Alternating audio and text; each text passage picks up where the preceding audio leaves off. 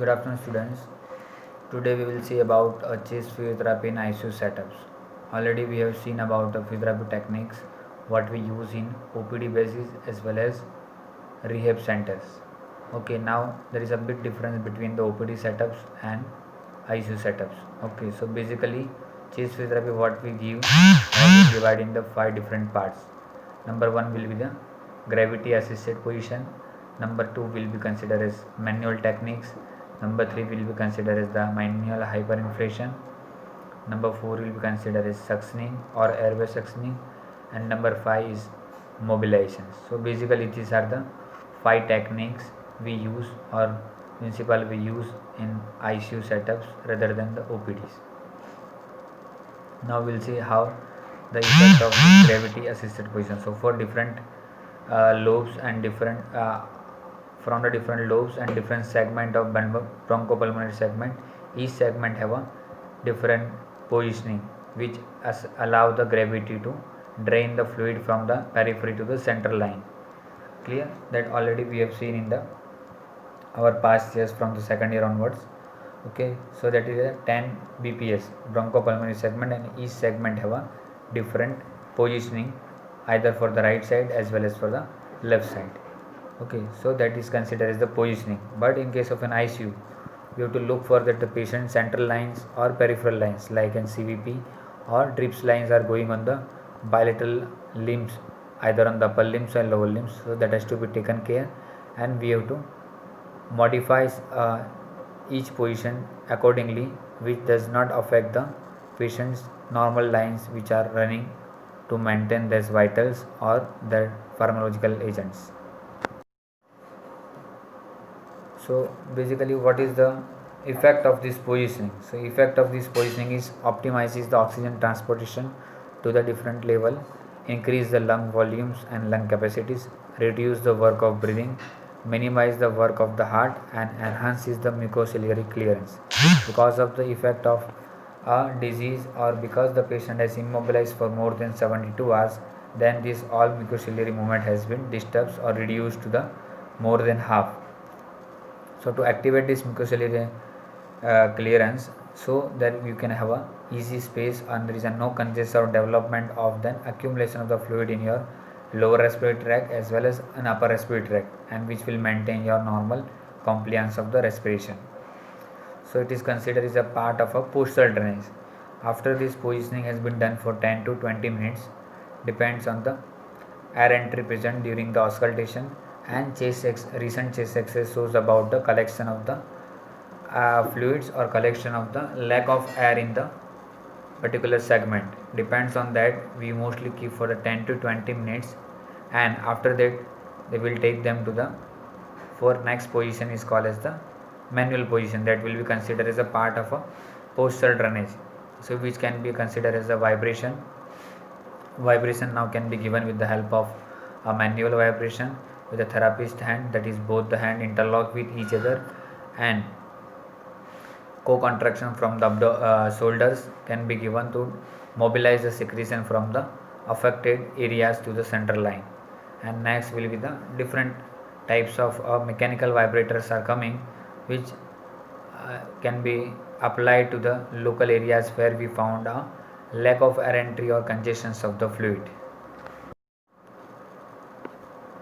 After that the vibration is applied, next technique manual technique will be considered as the clapping, that is with the negative curve will be made, or palm will have a certain amount of hollow shape which will allow on the wall of the thorax, which will produce a certain amount of the negative pressure which will be transformed from the intrathoracic wall to the lung tissues, and which will have a effect on the whatever the plug has been attached or become stiff to the wall of the pulmonary surface, which will be detached from there, and it will slowly, along with the help of the gravity, it will drain in the from peripheral line to the central line, from where we have a different techniques like autodynamic drainage and suctioning, through where it can be thrown out and it can be removed out from the body parts, and we have a new area for ventilation will be start, or collateral circulation can be maintained. So that will be considered as next two position will be as considered as manual position, manual techniques. Next will be the consider as your manual hyperinflation. Now what is a question will arise, what is hyperinflation? So basically it is manual hyperinflation was started in the 1972. Here in inflating the lungs with the oxygen and manual compression to the tidal volume for the first liter, giving a peak inspiratory pressure between 20 to 40 centimeter of H2O. So it includes a certain amount of the oxygen is directly applied with the ambivax or a mechanical devices which will give you along with the mask. That certain amount of the oxygen has to be inflated inside the lung against the normal or maintaining the tidal breathing, and a maximum amount of the air can be drained inside, oxygen can be drained inside the lung.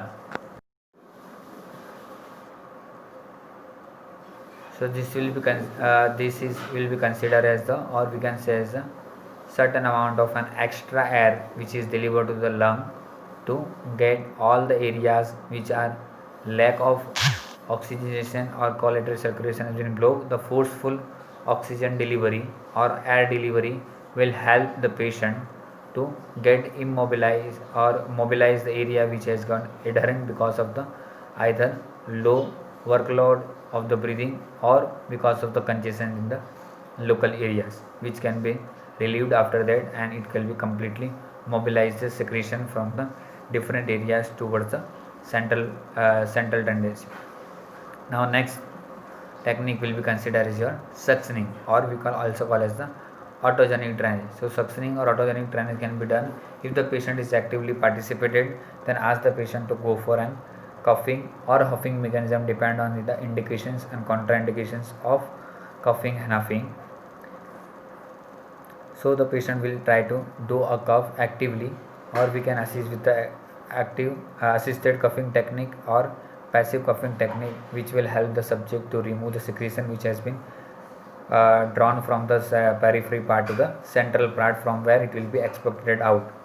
Or in case of the patient is not able to do so, or patient is not allowed to do so, in case of a like applied with the ventilator or ET tube, induction has ET tube intubation has been done, then that time we have to go for a suctioning procedure. So suctioning procedure can be done with the two ways, either can be done with the oral ways, or in case of a tritomy has been done, then from the through the T-tomy with a, so suctioning can be done with the help of suctioning tube, and which have a certain amount of suctioning unit which will be connected to a tube.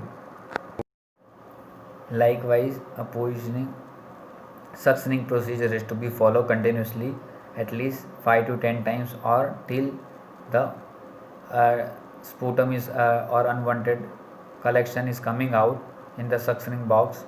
You have to look for that. But in case of it is a long procedure or a disease like an bronchiectasis or lung cancer, where they have a much or ample amount of secretions, so in between you have to stop for after 5 or 10 after 10 repetition to have to ask the subject or maintain the subject's vital for a few minutes. Then as the vital again stable, then you can repeat the same procedure for that, or according to the referring consultant has given advice for the every 6 hourly, every 8 hourly, or every 4 hourly, depends on the need and necessity.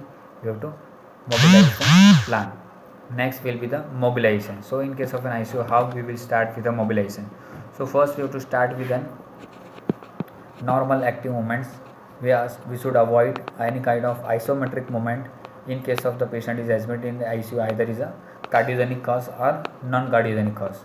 So first early mobilization will be start with the all kind of lower limb movements and upper limb movement if it is permitted without peripheral lines or central lines not affected. Then slowly we incorporate with the active breathings or autogenic drainage system will be taught to a subject, so it will be easy to mobilize them. And upper limb if it is allowed, then we can go for an all kind of upper limb active range of motion exercise to maintain the flexibility and extensibility of the musculoskeletal systems, so which will be easy to propel after the weaning from the ICU and transferring to the wards. So that will consider as the only active movements, or if the patient is not able to do active movements, if patient is not permitted to do active movements, then we have to start with an passive movements, or if patient is supportive, then active assisted or active assisted exercise can be done on the bedside only, or we can do a certain amount of transfer from bed to the chairs or bed to the certain amount of furniture, but referring consultant confirmation has to be taken. And as the concern has been guided from the referring consultants on relating, then we can mobilize them into the inside the ICU or inside the ICU to the counseling room, or we can take them to the out of the ICU. And the routine process will be maintained as the day progress, and as the patient's feasibility is available to do active movements. From we can start with the 5 minutes of active movements to the we can range up to the 30 minutes of active range of motion exercises from whole upper limb and lower limb, and certain amount of the trunk movement also has to be looked for. That will be considered as the part of mobilization. So this is how we manage the patient in the ICU as a part of chest physiotherapy. And then suctioning devices along with the suctioning tube and certain amount of pressures which will be active. First we have to recheck with the whether it is able to gain or suction the water from the normal saline or the sterilized water, and from there you have to start with the slowly rotating in the anti-clockwise, and we have to start draining inside the ET tube or in the tracheostomy up to the mark has been given.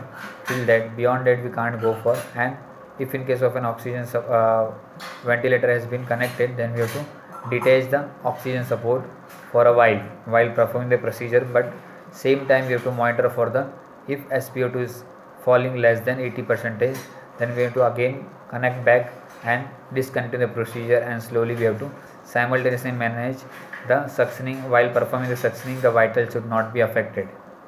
It's not like that while performing suctioning we don't deal with the certain amount of vitals. We have to parallelly look for the vitals as well as the any other like blood pressures or ECG changes are happening, or whatever the command has been given from the referring consultant has to be managed, or whatever the deadlines or red flags has been created by them, we must stick to follow to them. And slowly with the pressure we have to run out in the clockwise direction. It will come out slowly, and whatever the sputum has been collected, which will be stored in the suctioning bag, and we have to again clean it with the help of tissue paper or cottons. Along with that, we have to again check once for the whether the drainage is proper or not. Along with we have to check with the normal saline or a sterilized water. Then we have to again do the same procedure.